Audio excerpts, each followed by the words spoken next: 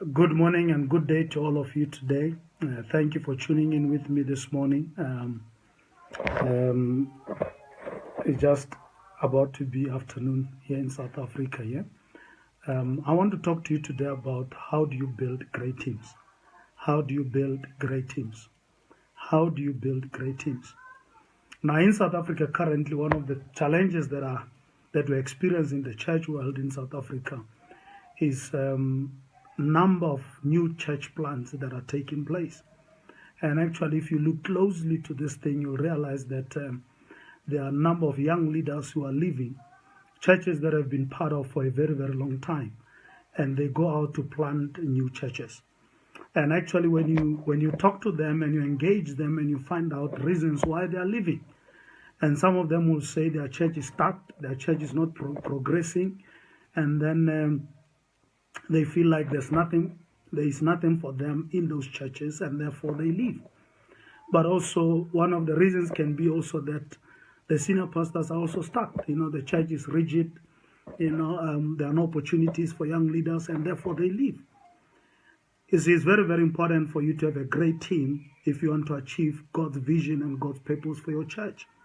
And the question is, how do you build that? How do you build that? How do you build a great team? How do you build a great team?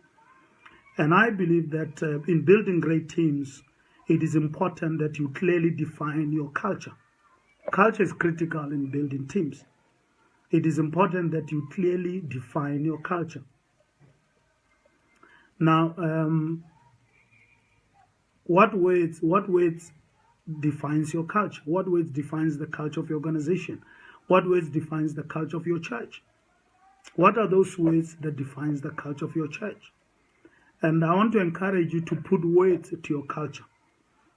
Put words into your culture. For instance, some of the people can say is flexibility, the word flexibility, the word creativity, truth, honesty, grace. What words defines your culture?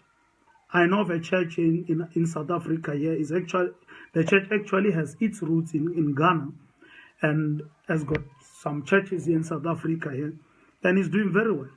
And one word that always comes out from this church is the word loyalty. The word loyalty. So the big word for this church when it comes to culture is loyalty. And if you look at this church have planted thousands and thousands of churches across the world. And if you were to define their culture, probably you can define it in one word: loyalty. Loyalty is so big in this church. And this church has managed to build a great team of pastors, of missionaries, of church plants, and they are growing big. So what words defines your culture? What words defines your culture? I believe that if you can define your culture very well, then you'll be able to build great teams, people that will stay in your organization. You see, why culture is important is because when you hire someone and you ask someone to come and join your team, you can say to this person, look here, on top of the 4 C's, the chemistry, the character, the competence, the calling of God, there's also culture in this organization.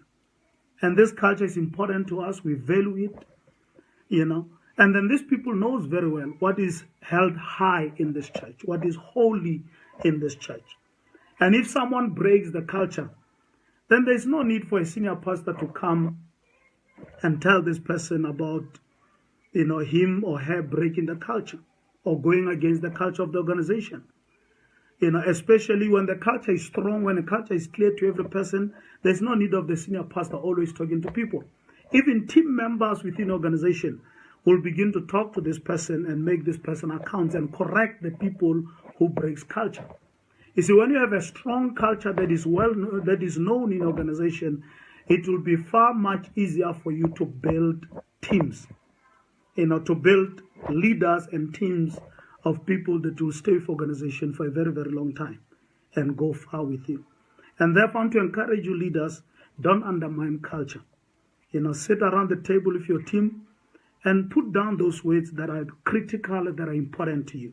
Ways that defines your culture. Like I've said, for other churches, loyalty, others is flexibility, others is creativity. What is the culture of your church? And when that is clear, then you can be able to build teams. And you build teams by protecting your culture and holding everyone accountable to the culture of the church or the organization that you are leading. Thank you for tuning in today, and God bless you. I wish you all the best as you build great teams. Remember, define your culture. Thank you so much.